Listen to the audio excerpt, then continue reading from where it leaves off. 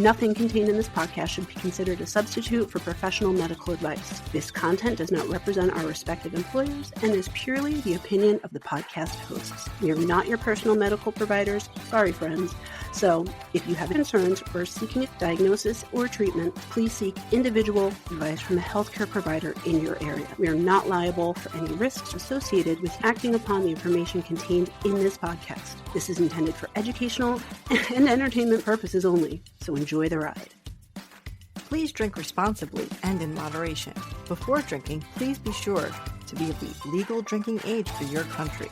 We do not encourage the misuse of alcohol.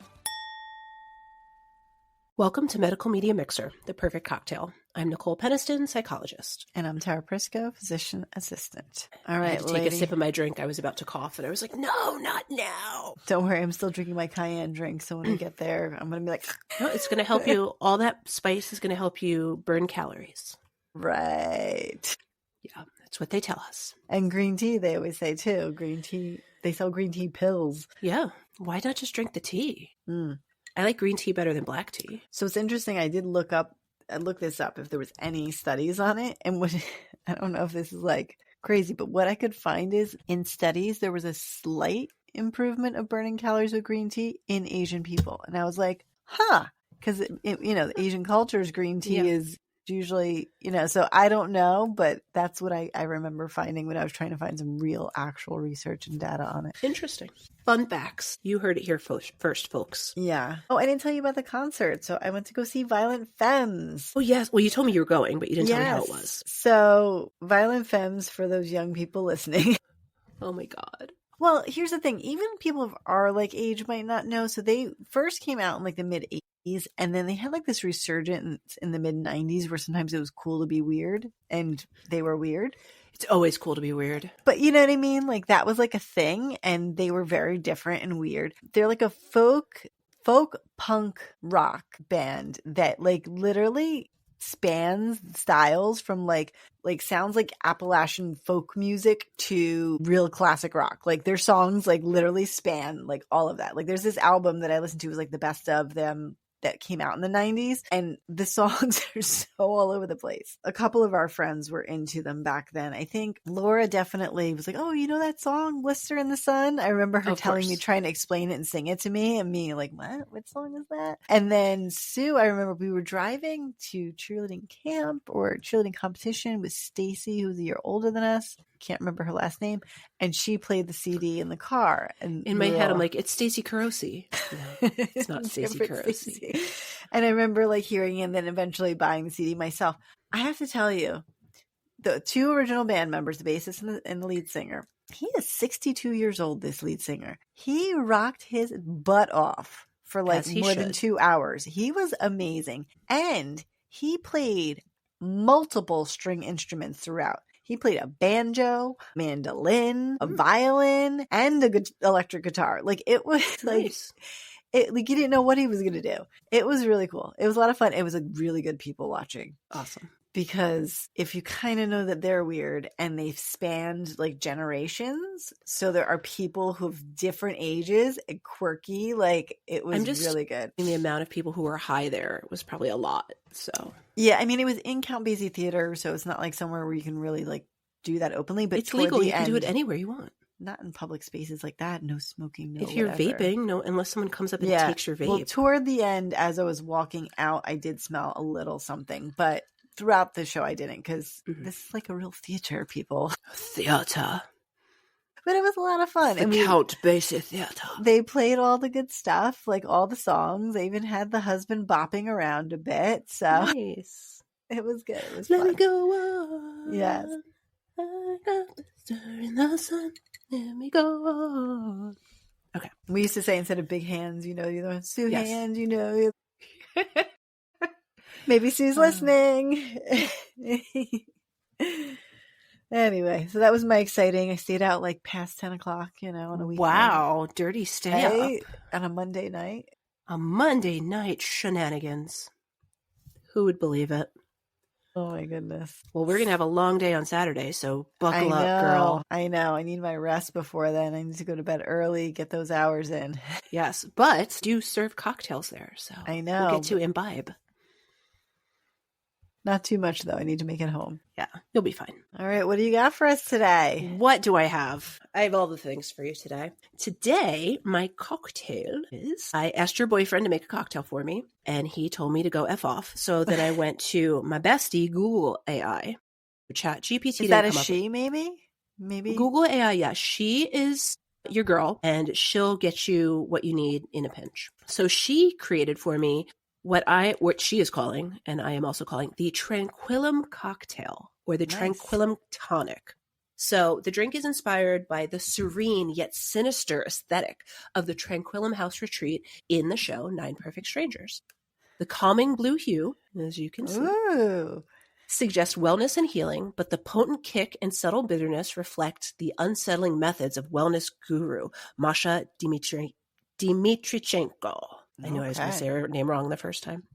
So the Tranquillum Tonic contains 2 ounces of vodka, ½ ounce of blue curacao, ½ ounce elderflower liqueur like Saint Germain, a ½ ounce of lemon juice, 1 dash of Angostura bitters, 2 ounces of sparkling water, and then a sprig of rosemary, which I did have. He's in there somewhere. And dried butterfly pea flower petals on top, which I also put in. Didn't change the color. I'm sick of these freaking petals telling me they're going to change color every time. We're like, the butterfly pea has been... I've tried them so many times and it never works for me. So if a listener out there knows what we're doing wrong, please tell us, because we've really tried to make color-changing cocktails and it's not working for us. So anyway, you're going to fill a cocktail shaker with ice, add the vodka, blue curacao, elderflower, and the lemon. Shake well until chilled. Strain into a tall glass filled with fresh ice, top with sparkling water and the dash of bitters. And then you garnish with a sprig of rosemary to represent the earthy herbs and flowers of the retreat, and sprinkle with dried butterfly pea flower petals. Wow. For an extra layer of color that slowly changes the drink's shade, a nod to Masha's secretive dosing. Ooh. Dun, so, dun, dun. Right before we signed on, you had said that you thought you heard about 9 Perfect Strangers. What do you feel like you've heard about it, if anything? No, then I went and I looked at the pictures from like the show and I was like, no, maybe that's not what I thought it was. Sad. So guess what? I'm going to get to tell you about it. So you'll find out. But now I think I am going to watch it. So yeah. So it's an American drama television series based on the 2018 novel of the same name, 9 Perfect Strangers, by Lane Moriarty. I did read the novel. The show, the first season is based strongly on the novel. The second season is kind of just taking the main character, Masha, played by Nicole Kidman, and expanding upon her issues. I do believe Lane Moriarty consulted on the second season, but there's not a book associated with the second season. So as I was saying, main character is Masha Dimitrichenko. She's a Russian founder of a wellness resort called Tranquillum House. At least that's in season 1. Season 2, we get a little bit of, we're not sure if it's backstory or forward story, but I'll get into that. I'm going to cover both seasons just briefly. So in season 1, Masha runs this retreat where people go for healing, wellness. You know, one of those, frou-frou-y retreats we hear about all the time. But the folks who show up all have some strange things in common. And we come to find out across the season that they were specifically selected to come to this retreat at this time because Masha's doing some experimentation with psilocybin and dosing her patients because they all have some sort of trauma. Right. We come to find out throughout the season. So season 1, wonderful cast of characters. There's Melissa McCarthy. She plays Frances Welty, who's a struggling novelist. She's got some difficulty in her both professional and personal career. And the whole book is basically written from Frances's perspective about this experience at Masha's retreats. They kind of roll it into the show as in when season 2 happens, they're like, oh, well, Frances helped make Masha famous. And now this is where Masha's going with that fame. So they do tie it in really nicely. Number 1, if you've seen the show, Melissa McCarthy's wardrobe, chef kiss, phenomenal. Oh, yeah? Because honestly, let's be real, Hollywood doesn't always dress fuller figured women well. Her every scene on point, gorgeous clothing. So Melissa McCarthy was rocking it every episode. So other cast of characters there is Lars Lee, who is a reporter who comes to the retreats kind of in disguise to explore what's really going on there. But when we come to find out he does have some trauma of his own. Then we meet Jessica Chandler. She's played by Samara Weaving, who I'd never seen before, but she does a really, really good performance. So if you ever hear of her, see her work, check her out. She's a really good actress. But she's a social media influencer, exactly what it sounds like. Perfect body, perfect hair, perfect, look. And her husband, named Ben, he is a lottery winner. And so basically they're just balling out. They got all this money. They're just using it wherever. And then some of their trauma comes up. Essentially, this was not Ben's dream to be rich. He just wanted to kind of be like a run-of-the-mill guy, have his own little business, do his own thing. And the wealth really kind of threw his world for a loop. Everyone assumes that Jessica's just with him because she's an influencer and wants his money, but they actually have quite a long backstory where they'd been together for some time before his wealth. And he did pay for some of his plastic surgery, but there's a really touching scene where he says to her, I loved you before your nose job. I loved you for who you are before all of this outside stuff. Aww. And that really helps her do some of her own healing about her own self-image. Then there is the Marconi family, played by Michael Shannon. Sorry, they're not in order. Grace Van Patten, who you've definitely seen before. Mm-hmm. She's been on a lot of stuff. And she looks a little bit like, I'm blanking on her name, young actress, dark hair. She's been in a lot of stuff. This is not helpful to you, so I'll just move on. So it's this family, mother, daughter, father, and they come because we soon find out that the son, who is the daughter's twin, took his own life. And so they're coming to kind of hopefully get this wellness and move past their family trauma. Then there is Yao, played by Manny Jacinto, which if you have watched The Good Place, you know Manny Jacinto. Yes. Yes. I love him. And this is such a different role for him. So it's really kind of cool to see him in this and love him just as much. Then there is, it's a pretty big cast. Bobby Cannavale, who you've definitely seen before. He plays a former, essentially NFL football player who developed a drug addiction after an injury. So developed an opioid addiction. Then his life really went downhill after that. So all these folks, they go to this retreat, which they think is going to be about healing and wellness. Oh, wait, I forgot. Oh, Regina Hall is in it, and she's a very important character. So basically, she plays Carmel, who is a single mother of 4 children. Her husband left her for a younger woman. And that comes up very importantly later, so I'm glad I didn't forget about her. There's some other employees and people there, but those are really the main cast of characters for season 1.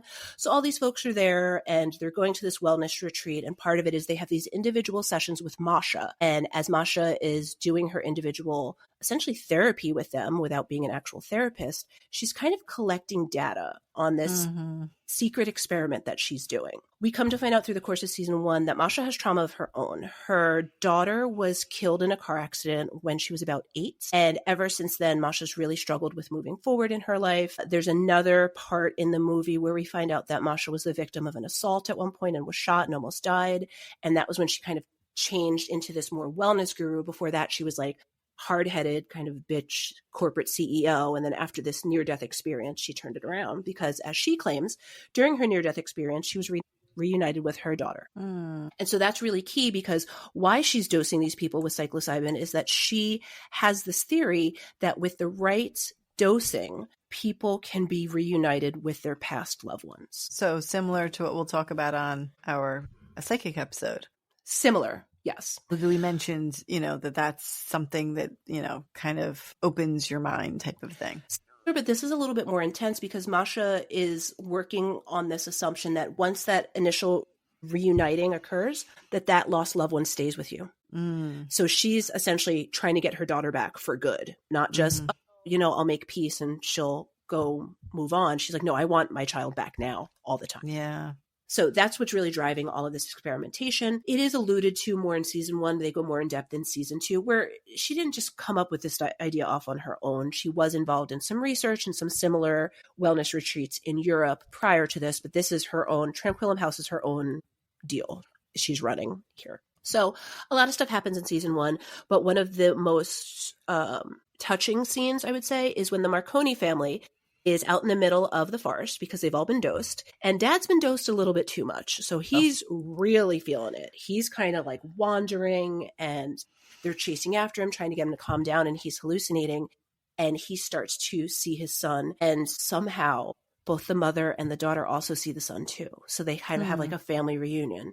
And it's very, very touching, where essentially there's throughout, the mom is talking about a lot of guilt that she has about her son's suicide. And we come to find out her guilt is not unfounded. He was taking an asthma medication, which one of the side effects was suicidal ideation. And she knew that that was a side effect, but she didn't tell anyone about it. And she didn't tell the son about it because she figured, oh, it's just a side effect. Like, it's not going to happen to him. It's not going to happen. But then, of course, when he then commits suicide via hanging himself with a belt that mom had just purchased for him. Oh. She then has all of this guilt. She's blaming herself, and she's not really necessarily sharing it all with the rest of her family. So they don't actually find this out until the son comes back for their little reunion and explains to them what happened. So then there's a lot of antagonism between the mother and the father and the daughter, because this is her fraternal twin. So she's not only lost her brother, she's lost her other half of her. Yeah. Yeah. And she talks about how she's felt lost without him. And it happens to all coincide on her birthday. So she's like, this is my first birthday without my twin. Like, I don't know how to have a birthday without him. Right. And so it's actually a very sweet scene, seeing how this sort of dosing can help people have these healing experiences. But then it's also kind of like, is this actually happening, or is this what Masha is interpreting it as happening? Because they're filming it. And so you see the family members talking to the son, but we don't know what the son is saying. We don't know what they're getting out of that, but she's making this assumption that it's helping. There's also another part with Carmel where we come to find out over the course of many, many episodes that the younger woman that her husband left her for was Masha. Ooh. And she purposely went to the retreats with the intent to kill Masha. Wow. And we come to find out that she was the one who had shot Masha years earlier. Yes. Okay. What we also come to find out through this is actually really important to what I'm going to talk about later, is that Carmel has some mental health issues. And so if you have mental health issues, psilocybin is contraindicated. You should not be taking this if we know that you're already experiencing difficulty with reality testing, psychotic episodes, things like that. And then there's a scene at one point where Masha puts it together because she doesn't initially know. And then she starts kind of researching and she's like, oh shit, I slept with this woman's husband. And so Carmel gets really upset with her. And there's this big confrontation, kind of dangerous scene. And Masha basically says, like, I forgive you for shooting me. Like, I get it. You were justified. I would have done the same thing. And then that helps Carmel kind of take it down, calm down. There's also another really confusing scene where basically everyone's dosed. They all get locked in a sensory deprivation chamber. It has like the little pod. They're not actually in the sensory deprivation, but like there's the pods in the chamber. So they're locked in the room that has the pods. And they are tricked into thinking that the building is on fire and that they're going to die. Where it's all just another thing to test their reality, test how they will react when dosed during these situations. So basically at the end of this whole thing, one of the staff escapes, calls the police because she's like, things are going too wrong. Oh, at one point, the mother of the family, she almost jumps off a cliff because she's so high and so in her grief. So things are definitely going wrong. So one of the staff members leaves and she goes to call the police, and then the police come. And by this point, everyone feels like this was a miracle. So no one wants to report Masha. So that's how season 1 ends, essentially with the police coming to investigate and no one's going to rat on her. And what happens at the end of season 1 is actually kind of funny. So Frances writes her book, becomes a best-selling author again. So her life is all good. She actually ends up developing a relationship with Tony. That was the football guy. His backstory, pretty basic. He got injured, got addicted to opioids, and then accidentally killed someone in a bar fight because of the roid rage. Or I don't remember, maybe he didn't kill someone. He seriously injured someone though. And so he has a lot of guilt about that. His dosing helps him work through that. Him and Frances have a little love connection, which is adorable. And then that couple, the influencer and the lottery winner, they end up buying Tranquillum Retreat from Masha because she has to go into hiding because there's all this other technical stuff that people are trying to get her for, even though these patients will not report her. So Masha goes into hiding, Frances and them get together. The Marconis kind of just go and move on with their life. And then the reporter ends up writing a piece on the miracles of the dosing. So he initially goes there to kind of turn on her and then is going along with her for the whole thing. So that's season 1. Season 2 is kind of, like I said, semi-backstory, semi-forward story, where essentially we see where Masha got this idea from this other retreat, which is, I believe, in Switzerland. Let me find this. Everything fancy is in Switzerland. It sounds well. The first episode is called Zaberwald, so it's either Switzerland or Germany or somewhere, but it's very snowy, so I'm assuming it's Switzerland, maybe Austria. I don't know, but it's in another country. You see that Masha is running another retreat with a bunch of new people. They all also have trauma and things going on. Very interesting cast of characters. One guy, he's a former children's like puppeteer, kind of like the guy who played Elmo, who lost his career when he like yelled at an extra one day, but like it was all caught on film, where he was like screaming at like somebody, you know, on set, and it got caught on film and they kind of canceled him. Another person, so Christine Baranski, who we all know, she plays a very rich woman who secretly has ALS, and she's hiding it from her daughter Imogen, who is also there, and she is played by Annie Murphy. Okay. So some big names on this one. And then other characters, basically, again, everyone's got their trauma. Everyone's trying to work through it. And again, Masha, she's really not doing things up and up, because so supposedly she does know that Victoria, that's Christine Baranski, has ALS, but she still doses her. And then she ends up having a seizure and almost dies. And it's a whole thing. Lovely. Yes. There's also this fascinating character, Agnes, who's a former nun. And we come to find out that she quits being a nun because she experienced her own trauma, where she was like working at these camps in a war zone where basically new mothers or pregnant women were coming in for help from the nuns to deliver their babies. And she watched multiple women die because the head nun would not give them treatment. So she's got a lot of trauma about that, a lot of faith crises about that. So, a little quick side note, just nun related. Nun related. Love a nun related story. My great-grandmother left the nunhood to marry a traveling salesman, and if she didn't do that, I wouldn't exist. So interesting. That's about all the story I know. In fact, apparently my grandmother wanted to be a nun, and she just didn't do it. So you wouldn't exist if that didn't, you know, she didn't change her mind. So yeah, that's true. That's true. Henry Golding is also in this, who, hottie, love him. He's a cutie patootie. Sorry, I got distracted thinking about him. So he is the son of a very, very wealthy businessman, billionaire, who he's going to this retreat because he wants to connect with his father. They've always had kind of a contentious back and forth relationship. And we come to find out that his father, David, who is also at the retreat, is Masha's former lover and the father of her daughter that died. Oh, wow. So basically, Masha specifically picked David to come because she wants him to also reunite with their daughter, which we see in the first episode. Her daughter's still with her after her own dosing. So she's still seeing her daughter, who has passed, through her own dosing. And we come to find out during this season that she's developed a device that gets implanted in your chest that is continuous delivery of psilocybin to continue seeing your past loved one. And so now all these people are trying out this continuous device. Half of them don't even know what it's for. They just know they signed up for this and it's some sort of wellness thing. So season 2, lots of stuff happens, lots of craziness, because that's what Masha loves to do, is craziness. But at the end, essentially, she blackmails David into bankrolling her next project. So that's where we move forward. Where we're going. Okay. Exactly. What are we going to talk about psychology? What do you think?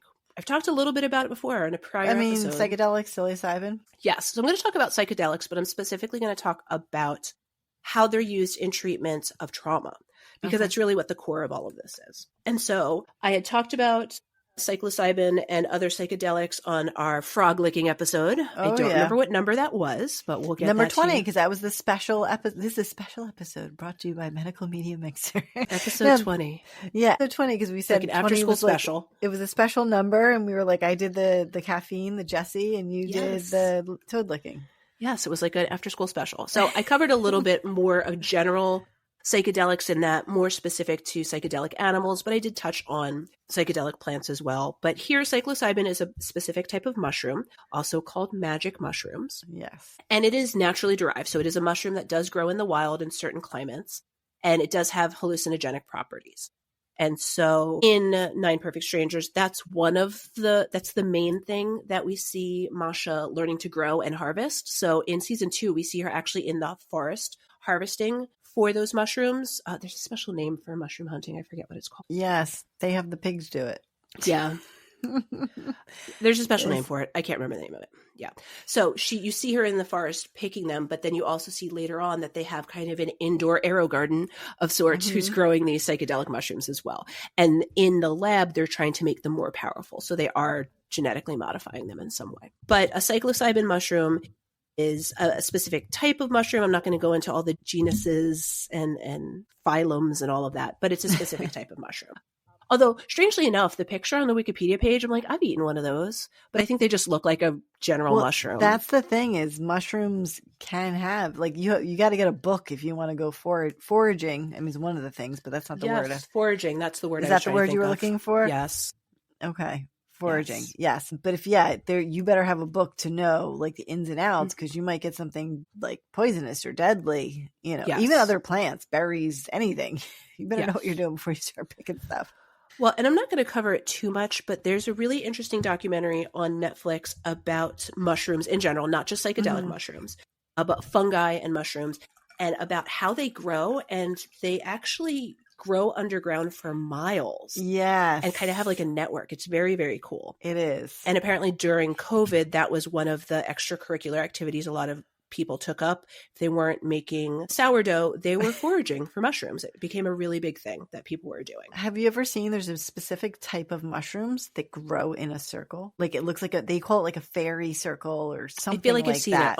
Do they grow out like around the trunk of a tree in a circle? It could be just anywhere. I think just in a circle in the grass, but like it's in a perfect circle. And it must be because of like that connection, but it's like, it literally feels like fairies did it. Yeah. It's very cool. Mushrooms are very cool, not just the ones that get you high. So there's psilocybe is a specific type of genus of mushroom, and there's 116 species of that genus. So all of those have some sort of psychedelic properties, but there's very specific ones. I'm not going to go too in depth, just kind of saying like it is a natural thing that grows in the wild. In theory, it's something that you could find if you went foraging, but bring your book, make sure you're picking the right thing because also some mushrooms are toxic, not necessarily hallucinogenic. So you want to make sure you're taking the same thing, the thing that you're looking for. Also mushrooms, if you like them, they're just delicious. So go for it. See, people, I think that's a love or hate thing. Mushrooms. I love mushrooms. I do too. I enjoy mushrooms, but that's the mushrooms, olives, pickles. I think those are the same people. True. Yeah, it's a texture thing. It's definitely a texture thing. I believe it.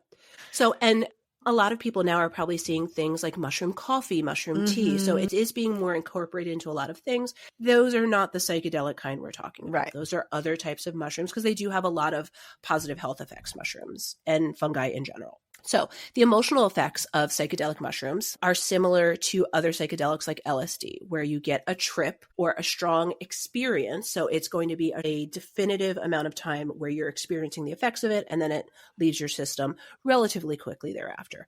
Usually it's lasting a couple of hours to, I believe, a couple of days at max. And it depends on not just the mushroom, the strength of it, the age of it, how big it is, how much you're taking, but also your own metabolism of how quickly it's moving through your system, how you're going to react to it. As we said in our frog licking episode, you got to be careful because everyone has different reactions to any type of psychedelic. So you could have a bad trip where you're getting that uncomfortable feeling, but most people tend to have a more pleasant experience with psychedelics. But it can cause heightened anxiety. It can cause physical symptoms like nausea, vomiting. And then some of those hallucinations can be very difficult to separate from reality. So we've all kind of seen it on TV where it's like the sky, like it's all wavy and people don't know what's going on and they're laughing. That's kind of the theatrical experience of it. But you can also have panic, you can have pain, you can have psychosis. So make sure that if you are to imbibe in this, make sure that you are with someone safe in a safe place. Right. Like usually they say to have like a person there who's not taking part in that. Yep. You should have a buddy with you. Yeah. So the median lethal dose, known as the LD50 of a psilocybin, is 280 milligrams per kilogram. I don't know what any of that means, but I just read it to you. It's probably based on your weight and then yes, per kilogram. So that's what I'm assuming. Yeah. Yes, basically take your weight divided by 2.2, and that's how many kilograms you are, and then how many milligrams. It's a lot of non-American math right there. We're not doing kilos here. What's interesting is, I calculate medication doses in kilograms, but I think in pounds and inches. I was going to say, you've seen us when we're like, is it ounce or milliliter? We don't know. Yeah. Well, see, but meds I do in mLs. But I know there's approximately 260 mLs in a cup, because when you're in a nursing home and you're saying, give them, this much water or water, like give them this, that much to go with it. Yeah, your brain has to cross calculate. Yeah.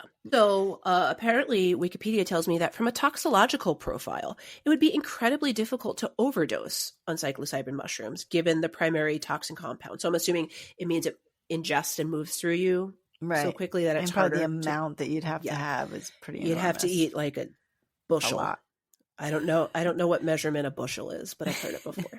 And then, so you can, as I said, have those side effects that are more exactly what I just called it, side effects. I don't know where I'm going with this, where you may not die from the psilocybin, but from the effects of it. So in 2003, a 27-year-old man was found dead in an irrigation canal due to hypothermia because he was so high and then he was laying out there for a while. Right. In his bedroom, they found 2 cultivation pots of psilocybin mushrooms. So apparently you can grow them in your bedroom. Wow. I'm not suggesting it. I'm just saying that's what this fellow did. But some other more realistic threats instead of lethal overdose are having serotonin syndrome. So do you know anything about that? Can you tell our listeners? It can be very dangerous, but essentially it's sort of like everything in your body going fast. So your heart rate goes fast, your blood pressure can rise. It can be caused by interactions in some medications. So there are serotonin reuptake inhibitors, but there are other medications that can add to that, like certain migraine medications that plus that antidepressant can cause serotonin syndrome because it's 2 things that elevate serotonin. Or the pain medication tramadol, I believe, also can do that in addition to an SSRI, or I think trazodone as well, and buspirone. So all these things added together, sometimes they're things that you can use together, but they're additive effects and can cause, and more likely in the younger or the older patients who their tolerability to these might be lower, and they would be more likely to get that serotonin syndrome. Is it similar to what I talked about when you're weaning off of benzos, that worry, or is that a little bit different? Different. No, this is very different. Yeah. Okay. So legal status. In 2020, Oregon became the first U.S. state to decriminalize psilocybin and legalize it for therapeutic use. However, selling it without being licensed can still get fines or imprisonment. 2022, Colorado legalized consumption, growing, and sharing for personal use. Other jurisdictions have decriminalized it, including Ann Arbor and Detroit in Michigan, only those towns, Oakland and Santa Cruz in California, East Hampton, Somerville, Northampton, and Cambridge in Massachusetts, and Seattle and Washington, D.C. So in New Jersey, as of right now, not legalized for use. However, buying spores of mushroom species containing psilocybin online in the U.S. is legal in all states except for Georgia, Idaho, and California. I'm not telling you to grow your own, but I'm telling you it's not illegal to grow your own. That's what I'm telling you. Right.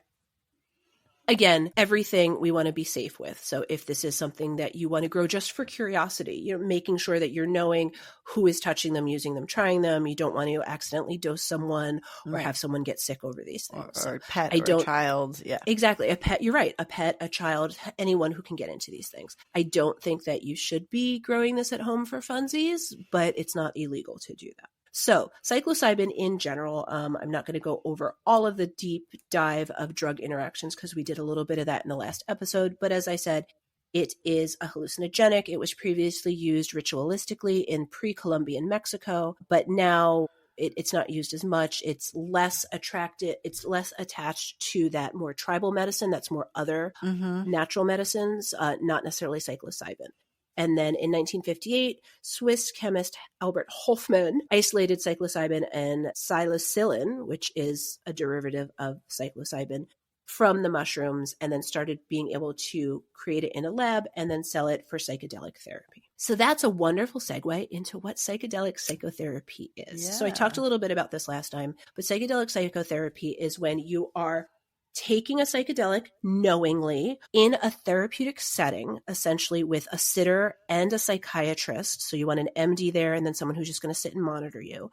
And you are taking it to work through essentially past trauma, but you can also work through other things. So this is now a therapeutic psychedelic experience where it's purposeful and you're followed. And it's not just getting high for funsies. You're doing this in a therapeutic setting. And then you're going to have a debriefing episode after to go over what that experience was and what that means in relation to what your therapy is addressing. So it all kind of started back in, let me find the date, 1962 at Harvard.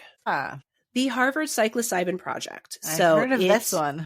Yes. So it was conducted by Timothy Leary, Richard Alpert, Aldous Huxley, David McClellan. Wait, Aldous Huxley. Is he not an author? These are names that we've heard before. I was like, wait a second. Yes, you've heard Timothy Leary before. I always confuse him with the comedian of a similar name. Not him. But these are all people who are academics, true academics who have written books out there. They were involved in this study. And then 2 graduate students were also working on a project to isolate and find the therapeutic effects for mescaline, which is also another type of psychedelic. And so it started in the 1960s. This was not underground at this point. This was a study run by Harvard. They knew what they were doing. They were researching this stuff. And essentially what started to happen was the government started looking at things a little bit more. The Swiss-based company Sandoz, who does a lot of pharmaceuticals, they wanted to know more about administration and experiences with psilocybin. So they were consulting with Leary and Alpert on this stuff. And so they did a test group. The first test group was 38 people of various backgrounds, and they were in soothing environments where they were conducting the study. Each subject chose their own dosage, so they got to be part of, how much am I going to take? How long is this trip going to last? So I think that can kind of mess with the research side of things. You're not controlling things then, yeah. Exactly. But I think that was part of it, is like, if this is going to work through a very personal therapeutic experience, the person needs to be involved. So I understand what their thinking was behind it, but it's not necessarily a true clinical study, which is going to have controls, and it's not going to be as randomized as this was. And so the lead researchers, Leary and Alpert, also decided to take the psilocybin during it. Jumping on the study. And I'm hoping they weren't taking it while they were working with others. I don't know the details here. Recreationally, I'm sure. So the study lasted some time, and by the end of the study, 95% of the subjects declared that their psilocybin experience had changed their lives for the better. Okay. So this is where the controversy starts. If we're looking at things, this is when there started to be some political stuff going on, and there's a whole documentary about this. I think it's called How to Change Your Mind. There's also a book of the same title, but the documentary is on Netflix. And it talks about the history of psychedelics in general, not just psilocybin, but talks about how at that same time, late 70s, early 80s, there was just a lot of other drug culture happening, cocaine coming in from South America and from Mexico and things like that. And so the government was getting involved in regulating.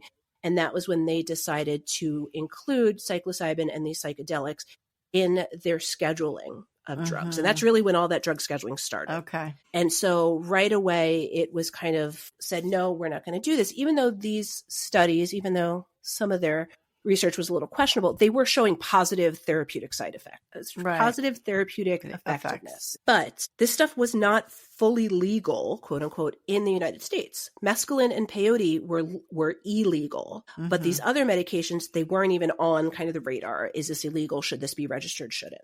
Right. And so then these people are doing this research. Harvard started to get involved and say like, hey, we need to like calm it down.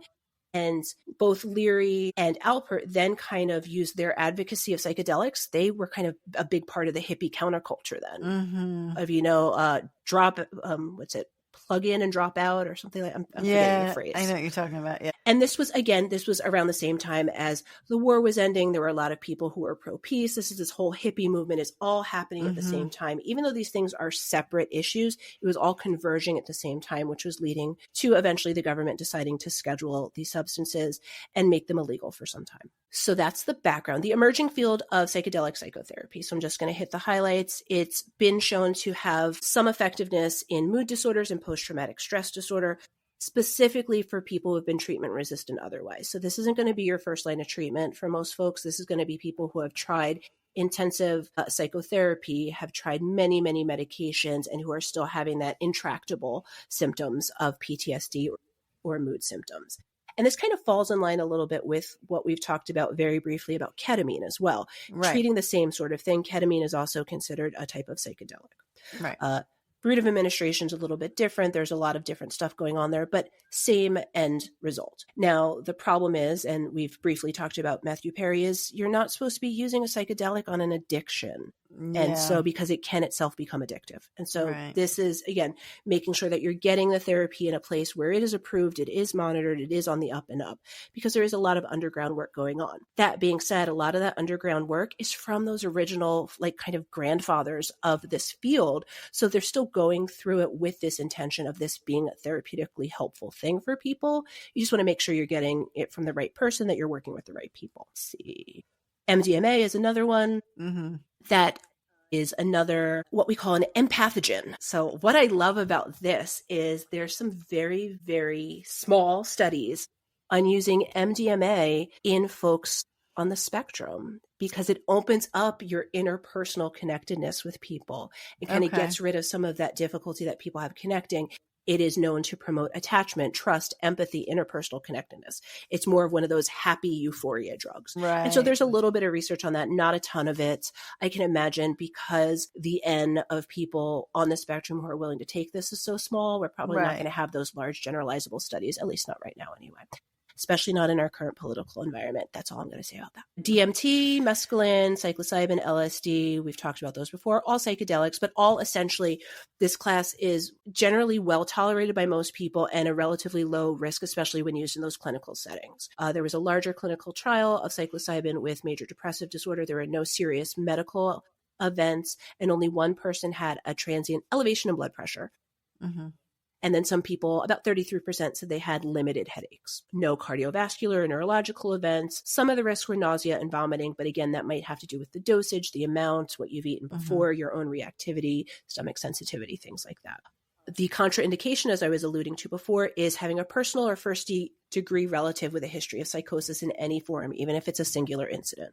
We don't want to be giving someone a hallucinogen because of that, because in theory, a hallucinogen is changing your perception. So if you already have a perceptual disorder, you don't want to make that even worse. And then beyond clinical trials, we know that people have used it as a party drug. It's not supposed to be that way. I'm sure people have fun with it, but there are true effects that can be really healing for people. There's a documentary, I'm blanking on the name, I'm a terrible person, I'll look it up, but it specifically follows people, combat veterans, who are having severe PTSD from their combat and have taken, I believe it's psilocybin in the one I'm thinking of, and had literally life-changing, like going from one day where can't even leave their house to after, I believe it's a 4-week course, it might be a little bit longer than that, 6-week course of treatment, of almost being entirely back to baseline, if not better. Like I remember there was one veteran who's like, I didn't feel like this before my trauma. Like, this is great. So it can be very healing for some people, but it's still under research. Even in the state of New Jersey here, there are some FDA approved trials going on. So at least the FDA at some point was open to researching this stuff. We know that there is a lot of political sway with the FDA and any of those organizations, but as recently as in the last 3 to 4 years, there have been continued studies on this to see the overall effect for things like I said, depression.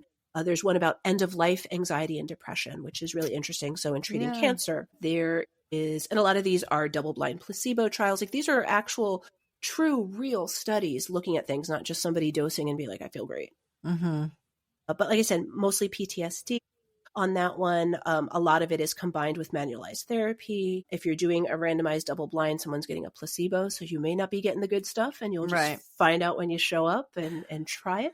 But it looks like the big studies right now are more PTSD and major depressive disorder that has not been responsive to other therapies. So that's what I've got. Like I said, I wasn't going to go too in depth. Let me check my one other link. And like I talked about last time, there are full institutes who help people in their training to become a psychedelic psychotherapy practitioner. Essentially what that means is you're doing therapy with someone while they're high. You're not taking it, you're not doing it. But but interestingly enough, some of these places, they offer retreats where you as a practitioner can go and take it yourself just to know. To know what you're, I get that. I would be fascinated. I would love to do that at some point. There's a really great institute in Amsterdam that has been doing that training for some time.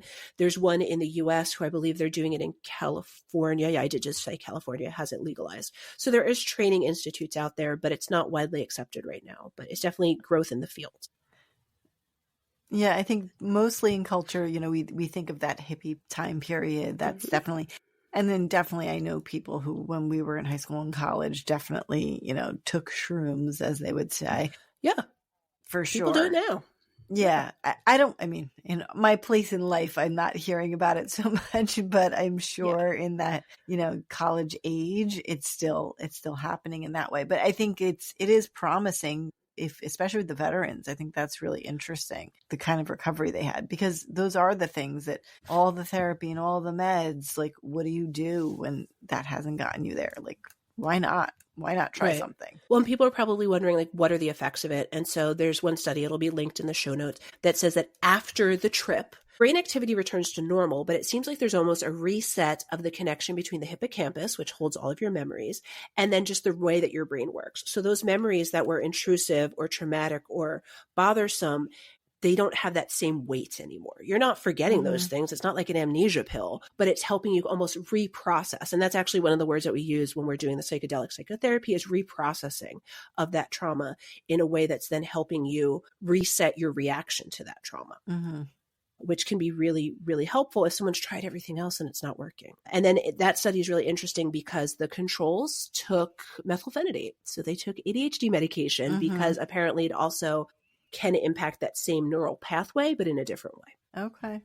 Yeah. And it's probably more of like the focus versus the memory, but we do know that focus, attention, and memory are intimately interconnected, as I've talked about on other episodes. I feel so smart saying these things. You sound super smart. I'm trying. I feel the brain to me is like the great unknown, you know? Like, right. I can tell you about strokes and seizures and tumors, but it is the great unknown. It really is. Yeah. There's an interesting study said that they gave psychedelics to mice. I don't know why. Because I mean, I'm sure I know why, but still, I'm just thinking like, why are we getting the mice high? But apparently they found that their behavior reverted to behavior of juvenile mice, which helped them relearn things. Huh. So it's not like they were like immature, like baby mice running around going crazy. They were just able to learn better because their brains were almost kind of like reset. Yeah. Interesting. So really interesting studies going on there. And then, like I said, there's still a lot that we need to move forward. A lot of this is heavily regulated by our government, so those things can change at any time. I'm not saying good or bad about the government. I'm just saying it doesn't matter. Like, we can have the same president or a different president. If they change the regulations, it's going to change some of this research. So. Right. Exactly. So, and, you know, a lot of it too. I think a lot of the regulations, what people don't realize, and this is just for all of pharmaceuticals, a lot of the regulations are financially motivated too. Of course. So that was why a lot of these things were scheduled, because of a monetary factor versus actual effectiveness. Not all of them. Some of them are dangerous and we take with caution, but there's a lot of moving parts in why something becomes illegal. And it's not just one thing. And as we've learned, things become illegal at one point and they don't become unillegal until people start pushing forward and doing research. Right. Exactly. Yeah. And that's really where we are as far as psychedelics right now. We're really doing the research to justify unscheduling those things. Yeah. I mean, we've done now 2 psychedelics, so now you got to do cannabis next. I think it's not a psychedelic, girl, but yes. No, I said we've done psychedelics. Now we need to do something else that also hits like people using it for anxiety or sleep or whatever. I mean, so you can do it too. People use it for appetite. People use it for lots of stuff. You do all the brainy stuff. You do all the head. I do all the head stuff. That doesn't sound good. Hey, I'm single. I do all the head stuff. Sorry. You can't let me have 2 drinks and not make a comment. Seriously. Yeah. My goodness. We're going to have an unchained last call if that's is how we're ending this episode. That's okay. I'm ready for it. Now I'm hungry for mushrooms. Would you like me to saute some for you? Oh, I love a good saute. I just found like a little infographic with different types of like edible mushrooms. I think you were referring to the chicken of the woods. The chicken of that grows in a circle. Circle? Is that the one? I just know it's the fairy circle. I'm not a big fan of shiitake. Yeah. And I can give or take a portobello. I like on the grill. A nice portobello on the grill is nice. Porcini. I was going to say, I love a porcini. I love a button. In like a stew or in like a beef short ribs with some red wine. In the cooking and to drink, both. Yeah. I didn't know this is what it called, but apparently I like a maitake, which are like those little tiny stringy ones. Oh, okay. Yeah, I like those too. So, yeah, eat the mushrooms. Now everyone knows the mushrooms I like. I'm sorry. Couldn't help it. Oh my goodness. All right, let's wrap this up so we can get to our last call. Hit us up on Patreon if you want to see more randomness. Yes. Maybe Tara will make me some mushrooms. Thank you for listening to Medical Media Mixer. The perfect cocktail. Cheers. That is where all the cayenne is. Thanks for tuning in to this episode of the Medical Media Mixer podcast. If you enjoyed the conversation, don't forget to subscribe, rate, and review us on your favorite podcast platform. Your support helps others find the show. Want to keep the conversation going? Follow us on social media. We're at Medical Media Mixer Podcast on Instagram, Facebook, TikTok, YouTube, and on Pinterest, the Medical Media Mixer board. If you'd like to support the show and help us grow, check us out on Patreon. patreon.com/medical media mixer podcast, and on Buy Me a Coffee, buymeacoffee.com/medical media mixer podcast. If you have a topic idea, feedback, or just want to say hi, send us an email at medicalmediamixer@gmail.com. You can also stream all of our episodes and find more info on our website, medicalmediamixer.podbean.com. We're available on all major podcast platforms, so no matter where you listen, we're there. Thanks again for listening, and until next time, keep mixing medicine and media.